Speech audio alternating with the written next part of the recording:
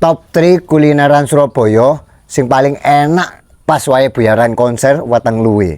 Sing pertama, ono penyetan Mak Yeye. Nah iki, penyetan Mak Yeye iki enak iki rek yo. Arek Surabaya pasti ngerti Mak Yeye. Lek karo Mak Yeye, penyetan Mbak Nur. Nah, loro iki padha enake penyetan. Menurutku paling the best nang Surabaya, menurutku.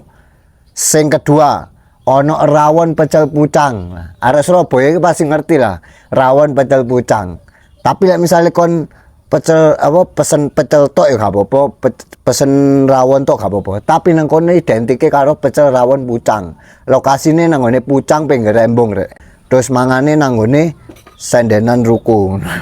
Wes. Sing ketiga, lah iki sing low budget banget iki. Sego goreng Pandegeling. Nah, regane ku mek 4.000 lek gak salah ya waktu iku yo.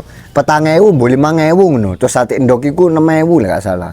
Tapi sego goreng iki cocok banget digawe mangan rame-rame sak komunitas. Bahkan digawe nampung arek-arek komunitas teko njaba. Iku menurut versiku rek. Tapi lek menurutmu apa rek kulineran sing paling cocok gawe bayaran konser pas luwe?